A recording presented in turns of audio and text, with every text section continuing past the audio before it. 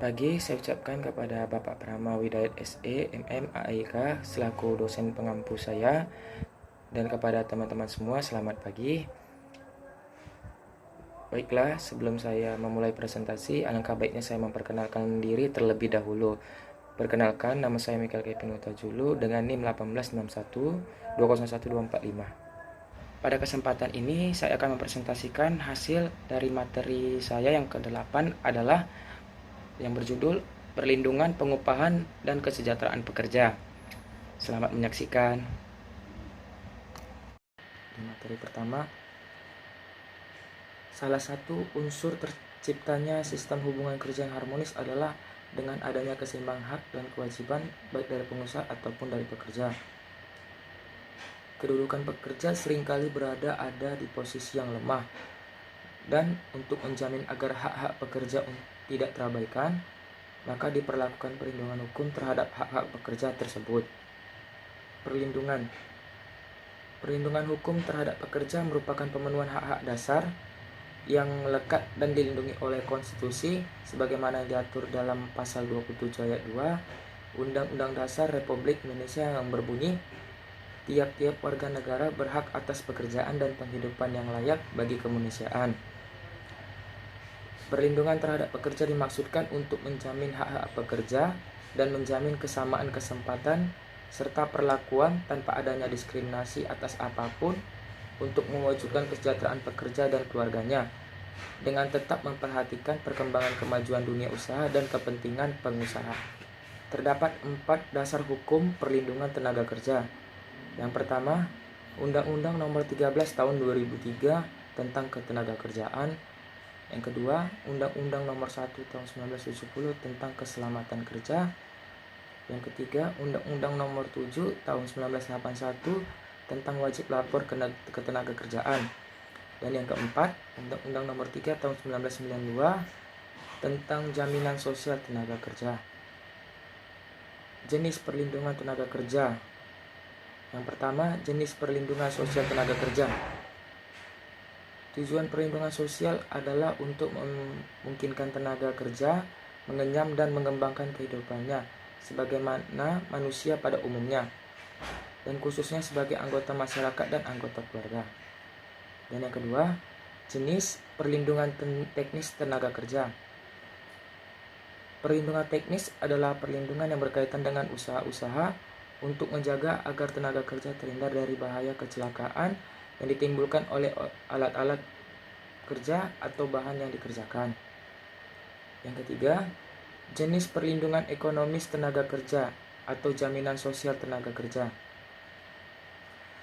Jaminan sosial tenaga kerja adalah suatu perlindungan bagi tenaga kerja dalam bentuk santunan berupa uang sebagai pengganti sebagian penghasilan yang hilang atau berkurang, dan pelayanan sebagai akibat peristiwa atau keadaan yang dialami oleh tenaga kerja berupa kecelakaan kerja, sakit, hamil, bersalin, hari tua, dan meninggal dunia.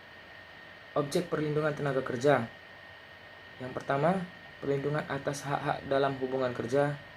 Yang kedua, perlindungan atas hak dasar pekerja atau buruh untuk berunding ataupun mogok dengan pengusaha. Yang ketiga, perlindungan keselamatan dan kesehatan pekerja. Yang keempat, perlindungan khusus bagi pekerja atau buruh perempuan, anak, dan penyandang cacat. Yang kelima, perlindungan tentang upah, kesejahteraan, jaminan sosial. Dan yang keenam, perlindungan atas hak pemutusan hubungan tenaga kerja. Teori pengupahan. Pengupahan atau upah tenaga kerja adalah hak pekerja atau buruh yang diterima dan dinyatakan dalam bentuk uang sebagai imbalan dari pengusaha atau pemberi kerja kepada pekerja atau buruh yang ditetapkan dan dibayarkan menurut suatu perjanjian kerja, kesepakatan atau peraturan perundang-undangan, termasuk tunjangan bagi pekerja atau buruh dan keluarganya atas suatu pekerjaan atau jasa yang telah atau akan dilakukan. Komponen upah pekerja. Yang pertama adalah upah pokok, suatu imbalan dasar yang telah dibayarkan kepada buruh menurut tingkat atau jenis pekerjaan yang besarnya ditetapkan berdasarkan perjanjian. Yang kedua, fasilitas. Merupakan kenikmatan dalam bentuk nyata atau natur karena hal yang bersifat khusus atau untuk meningkatkan kesejahteraan buruh. Contoh, fasilitas antar jemput, pemberian makan secara cuma-cuma, dan sarana kantin. Dan yang ketiga adalah bonus. Pembayaran yang diterima buruh dari hasil keuntungan perusahaan atau karena prestasi. Jenis-jenis sistem upah. Yang pertama, sistem upah menurut waktu. Besarnya sistem upah bisa ditentukan berdasarkan waktu kerja karyawan. Dalam sistem upah menurut waktu, pembayaran upah dapat dilakukan dengan mudah. Selain itu, perhitungan upah ini juga tidak menyulitkan. Yang kedua, sistem upah menurut kesatuan hasil. Sistem upah menurut kesatuan hasil ini pada umumnya digunakan pada perusahaan industri. Jumlah upah yang diterima oleh karyawan bergantung pada jumlah produksi atau hasil yang dicapai oleh masing-masing karyawan. Yang ketiga, sistem upah borongan.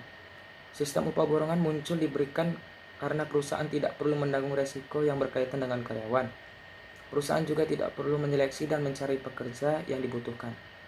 Yang keempat, sistem upah premi. Sistem upah premi yaitu disediakan upah tambahan atau premi bagi karyawan yang mampu bekerja lebih baik. Yang kelima, sistem upah indeks. Sistem upah indeks merupakan upah yang dibayarkan berdasarkan indeks biaya hidup. Hal tersebut berarti naik turunnya indeks biaya hidup akan turut dalam menentukan besarnya upah yang diterima oleh pekerja. Yang keenam, sistem upah skala. Sistem upah skala merupakan upah yang dibayar berdasarkan skala penjualan. Hal tersebut berarti terdapat hubungan yang berbanding lurus antara jumlah penjualan dengan upah yang dibayarkan. Dan yang ketujuh, sistem bonus. Bonus merupakan pembayaran tambahan di luar upah atau gaji yang bertujuan untuk merangsang atau memberi insentif agar karyawan dapat menjalankan tugas dengan lebih baik dan bertanggung jawab. Yang ke-8, sistem mitra usaha. Pembayaran upah dalam sistem mitra usaha ini sebagian diberikan dalam bentuk saham perusahaan. Saham tersebut tidak diberikan pada pekerja secara perorangan, melainkan pada organisasi kerja di perusahaan tersebut. Yang ke-9, sistem upah menurut banyak produksi atau produktivitas. Sistem upah ini diberikan sesuai dengan peningkatan atau penurunan jumlah produksi barang atau jasa. Dan yang terakhir adalah yang ke-10, sistem upah menurut prestasi. Merupakan upah yang diberikan sesuai dengan prestasi atau jumlah barang yang dapat dihasilkan oleh masing-masing pekerja. Demikian hasil dari presentasi saya. Jika ada kekurangan saya mohon maaf dan terima kasih kepada Bapak Prama Widaya telah memberikan kesempatan bagi saya untuk menyampaikan hasil materi saya. Dan kepada teman-teman semua, terima kasih telah menonton video saya dan dipersilahkan untuk memberi pertanyaan, saran ataupun pendapat, yang dimana pertanyaannya ada 5 pertanyaan. Baiklah, saya akhiri presentasi saya. Terima kasih dan salam sejahtera bagi kita semua.